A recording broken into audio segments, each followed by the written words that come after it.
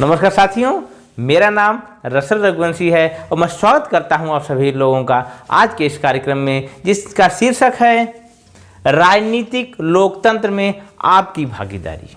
हम विषय पर आए, प्रारंभ करते हैं एक बड़े ही प्रेरक, बड़े ही बेहतरीन प्रसंग के साथ। बात है गौतम बुद्ध के समय की, जब इस धरती की पावन पवित्र करते थे गौतम बुद्ध। उस समय की बात है कि अजातशत्रु, जो कि एक साम्राज्यवादी विस्तारवादी सोच का शासक था, वो अपनी सीमाओं को बढ़ाने के लिए लिच्छवी राज्य पर आक्रमण करने की योजना बना रहा था। उसी बीच गौतम बुद्ध के सामने जब प्रकरण आता है तो गौतम बुद्ध यह सलाह देते हैं कि ऐसा स्थल, ऐसा राज्य जहाँ का शासन लोगों द्वारा, वहाँ के जनता द्वारा प्रतिनिधित्व किया जाता हो, भागीदारी दी जाती हो, ऐसे राज्य को नष्ट करना किसी भी नज़र में उचित नहीं है।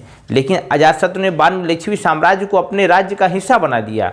परंतु जो मूल बात थी, जो मुख्य बात थी कि क्या सोच थी शासन व्यवस्था के प्रति गौतम बुद्ध की, वह इस प्रसंग के सामने से आपके आ गई सामने। गौतम बुद्ध चाहते थे कि हम विश्व में एक लोकतांत्रिक व्यवस्था बनाएं जिसमें लोगों का शासन हो। तो यदि हम सारे व्यवस्था की बात करें, चाहे राजतंत्र, चाहे कुलीन तंत्र, चाहे सामंतवादी शासन व्यवस्था की, तो सबसे बेहतरीन जो शासन व्यवस्था आज के वर्तमान समय में है वह कहीं न कहीं लोकतंत्र है। लोकतंत्र की जो सबसे बड़ी विशेषता होती है, वहाँ का राजा, वहाँ का मालिक लोग ही होते हैं, आप होते हैं, हम होते हैं। परंतु लोकतंत्र की जो सबसे बड़ी एक कमी है कि इसको बराबर साफ करने की जरूरत होती है। इसमें बराबर, लगातार, अनवरत, बिना थके आपको लगे रहना होता है इस पर नज़र रखने के लिए, न कि सिर्फ 5 साल में एक बार वोट दे करके सो जाने की ज़रूरत है। हमें आवश्यक है कि हम अपने लोकतंत्र को लगातार गतिमान रखें, दैदीप्यमान रखें और इसको संजीवनी दें, उसे जीवित रखें। ऐसी परिस्थितियाँ हर देश के लोकतंत्र में होती है। जैसा कि आपने अभी देखा अमेरिका में डोनाल्ड ट्रंप 2016 में जिस प्रकार से जीत करके सत्ता में आए थे, परंतु इस बार वहाँ की जनता ने उन्हें नकार दिया। एक जीवंत लोकतंत्र का उदाहरण था। हमारे देश में भी लोकतांत्रिक सरकारें हैं, लोकतांत्रिक व्यवस्था है, तो हमारी भी जिम्मेदारी बनती है, हमारा भी फर्ज बनता है कि हम अपने लोकतंत्र के प्रति समर्पित रहें। जैसा कि चाणक्य का अगर प्रकरण मैं लाऊं तो चाणक्य एक राजा के जीवन, एक राजा के 16 पहर 24 घंटे का जो एक परिकल्पना करते हैं, उस प्रकार की यदि बात की जाए तो आज हर व्यक्ति राजा है। तो जिस प्रकार से राजा को संजीदा, सजग और जनता के प्रति, अपने प्रजा के प्रति समर्पित होना चाहिए, उसी प्रकार से इस देश का एक एक नागरिक जब तक इस लोकतंत्र के प्रति समर्पित नहीं होगा तब तक परिवर्तन नहीं हो सकता है। लगातार प्रयास होते रहें इलेक्टोरल रिफॉर्म के माध्यम से इस देश के लोकतंत्र को बचाने के लिए, नयापन लाने के लिए। ऐसे लोगों को जो कि जिनका लोकतंत्र में श्रद्धा नहीं है, लेकिन लोकतंत्र के माध्यम से वो अपनी सत्ता बनाए रखना चाहते हैं, ऐसे लोगों को अलग करने के लिए। परंतु समय समय पर ऐसे लोग प्रभावी होते रहे हैं और अपनी सत्ताओं को इस देश में जमाने का लगातार प्रयास करते रहे हैं। इसके लिए तरह तरह का अनर्गल बातें और जनता को मुखालफत में लाने का लगातार प्रयास करते रहे हैं। झूठी बातें, झूठे समाचार, विभिन्न प्रकार की अफवाहें लोगों में डालना और उसका लाभ उठा करके अपनी सत्ता को स्थापित करना, यह सदा सदैव से एक चिरकालीन लोकतंत्र की सबसे बड़ी कमजोरी रही है, जिसके लिए जनता को जागरूक होना होगा, जनता को एकजुट होगा, जनता को एक साथ बढ़ करके इन सब चीज़ों को मिटाना होगा। आज की समस्याओं की हम बात करते हैं तो प्रारंभ करता हूं मैं परिवारवाद से। हमारा देश गणतंत्र है, निश्चित रूप से गणतंत्र है, कोई शंका इसमें नहीं है, होनी भी नहीं चाहिए। लेकिन इस गणतंत्र को बचाने के लिए हमें लगातार प्रयास करना चाहिए, लगातार अनुरोध लगने चाहिए। हम किसी एक परिवार की जागीर देश को नहीं बनाए रख सकते हैं, चाहे वो किसी भी परिवार का, राजनीतिक परिवार हो या किसी अन्य प्रकार का हो।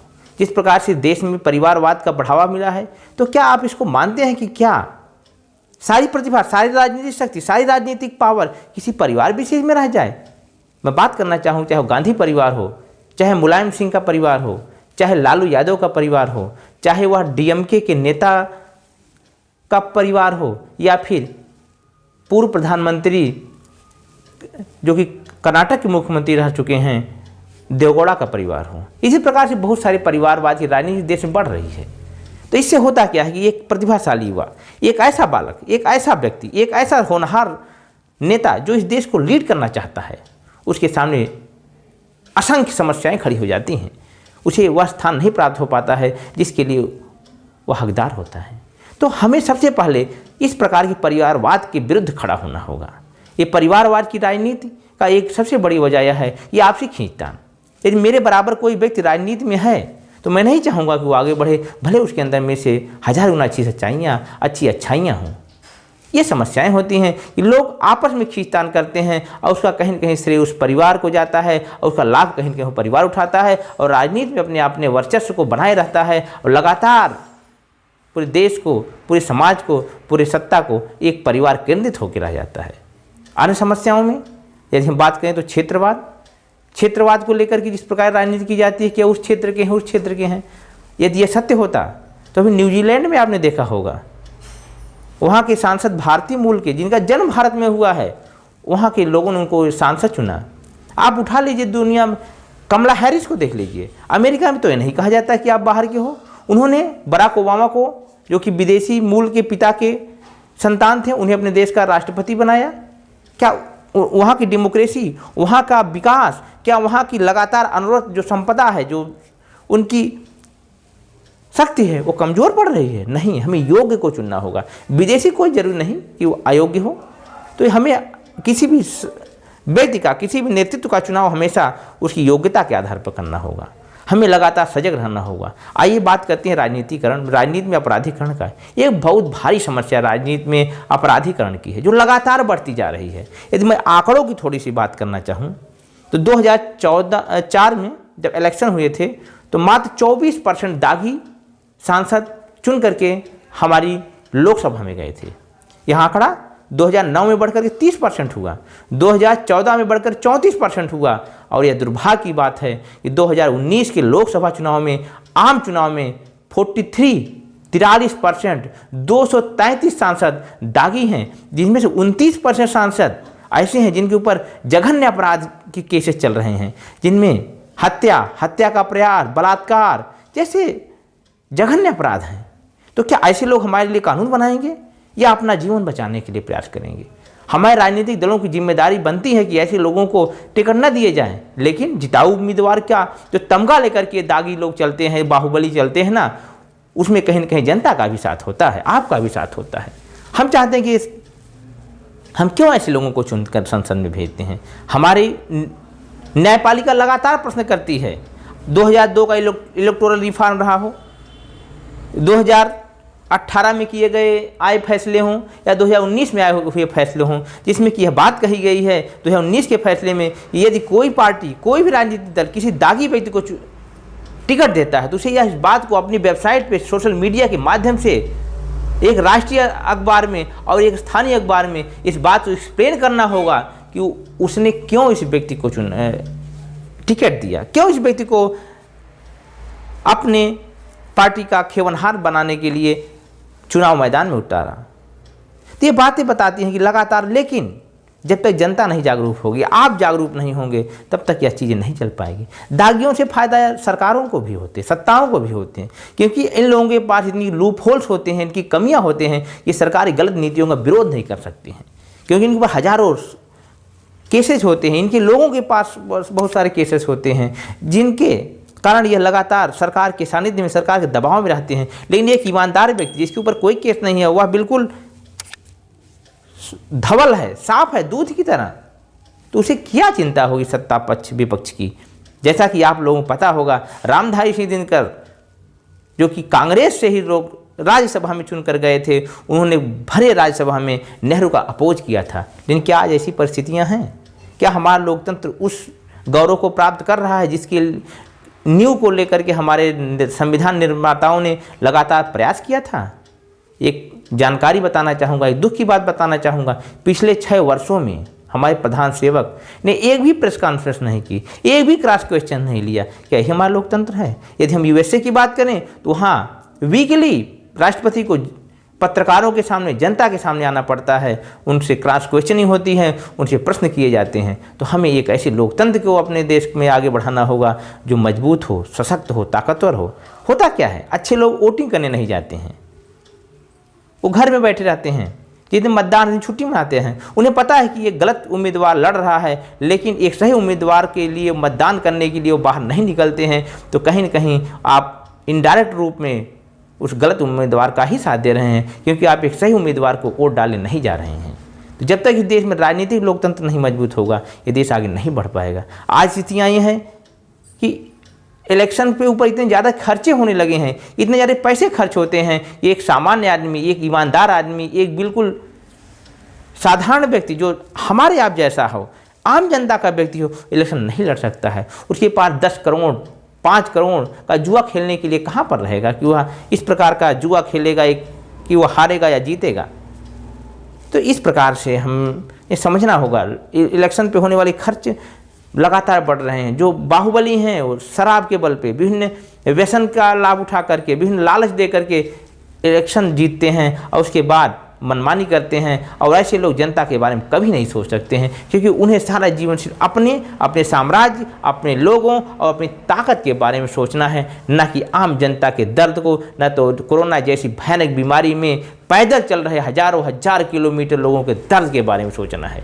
तो हमें समझना होगा कि आखिर समाधान, जैसा कि मोदी जी ने 2014 में वायदा किया था कि हम फास्ट ट्रैक अदालतें लगाएंगे और अधिक से अधिक दागी सांसदों को ऊपर हम चार्जेज जो उनके पे लगे हुए हैं, जो उनके ऊपर चार्जशीट दाखिल हुई है, उसका हम निर्णय पर ले जाएंगे। जल्द 6 से महीने में निर्णय आ जाएगा। लेकिन हुआ क्या, मैंने पहले बताया कि 2014 में जहाँ 34% दागी विधायक MP हुआ करते थे, सांसद हुआ करते थे, वहीं 2019 में 43% हो गई इनकी संख्या बढ़ करके।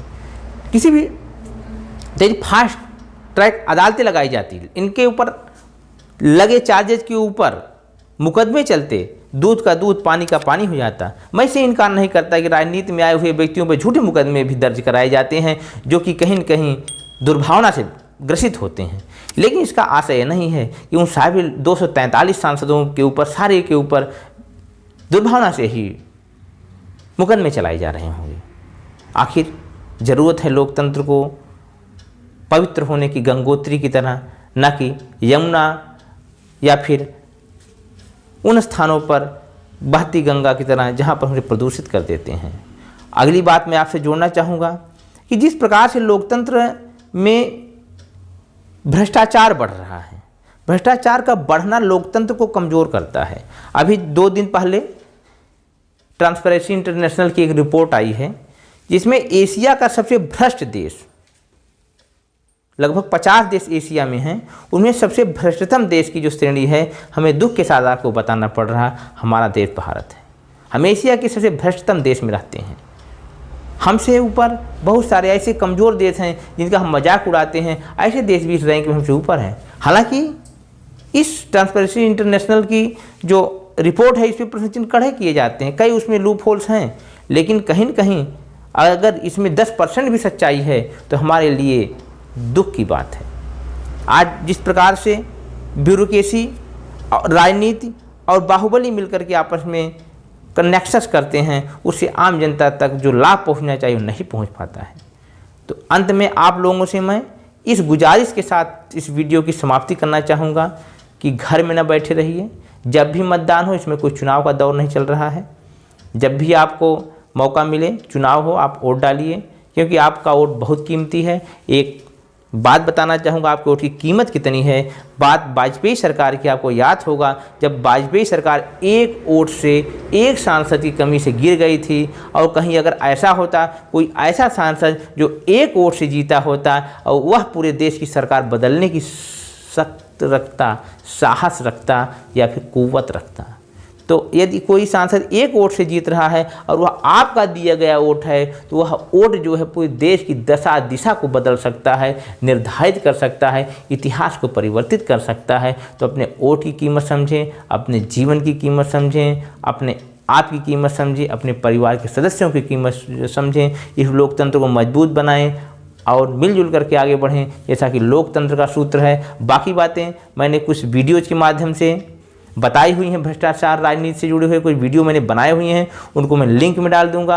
आप लिंक पे जा करके उन वीडियो को देख सकते हैं कि बिहार में 2020 में जो अभी चुनाव हुए हैं उसमें क्या स्थिति रही है दागियों की, इससे पहले राजनीति में किस प्रकार से अपराधीकरण हुआ है, किस प्रकार से विकास दुबे जैसे लोगों को पनपाया पुष्पाया जाता है, बाद में जब समस्या होती है उन्हें मारने की कंडीशन खड़ी कर दी जाती है। इन बातों को मैंने अन्य वीडियो में बताया है कि बहुत डिटेल में नहीं जाना चाहूँगा। लिंक आपको दिए गए हैं डिस्क्रिप्शन में, आप देख सकते हैं।